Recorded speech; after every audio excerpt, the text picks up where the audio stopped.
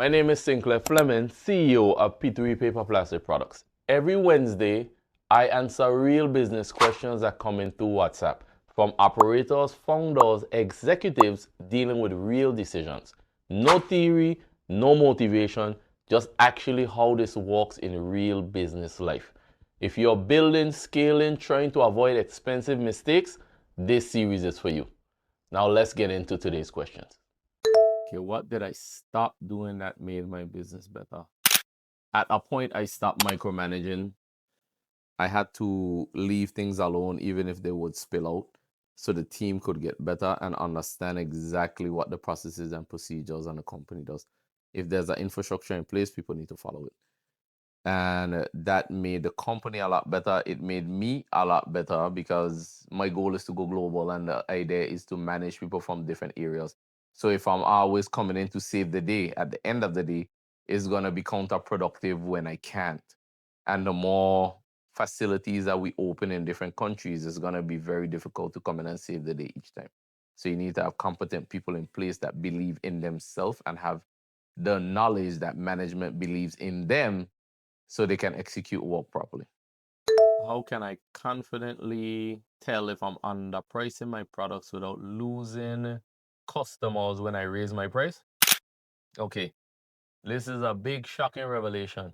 You cannot, right? You have to do all your market research and understand what things are in the market, but you have to remember a bottle of water is $5 at the resort and 25 cents at the supermarket. It kind of based on what type of business you're in, where you're at, what industry you're solving. If you're on a mega yacht, you could charge a lot more than if you're on the side of the street with some shoes. So the pricing scheme is based on your target market and your strategy as a business. Now, if you put apples to apples and you're saying someone is selling 3 eggs for $3 each, and then you're selling one for 50 cents each, you need to look around and see what prices can be absorbed, what can be raised. Now, you have to realize at times, if you raise your prices, sometimes people will drop off. But if you raise your prices by 3 and only 20% drops off, you're still in more profit. So don't really try to worry about if people are gonna stop buying. You need to like do the math and see where the profit is going to be. Now, if you're trying to scale and go to the masses, you have to realize that the attractiveness of price will be there for growth. So maybe you're sacrificing profitability to gain growth. And then after, maybe you raise the prices or you try to get your OPEX down, right? You have those 3 eggs for $3 and you were spending $2 for 3 eggs. Maybe now you're spending 50 cents for 3 eggs and you sell it for $3. Now maybe you could sell it for $2 and still make more money on the overall deal. So you really need to figure out when you say price, is it a sticker price that you're trying to shock someone with? Or is it a situation where you just don't have any margins and you need to charge more? So you need to figure out what industry you're in, who your target market is, but don't really worry about customers dropping off until you've done your market research. If everyone is selling a Coke for $1 and you decide to sell it for $3 because it's you, you know you're going to lose all your customers. So you have to know if your target market is price sensitive, and you have to know if your business adds any extra value to the transaction where you could charge a bit more. Okay, when everything feels important, how do you decide what actually matters? I actually have this thing I don't remember the guy's name on YouTube.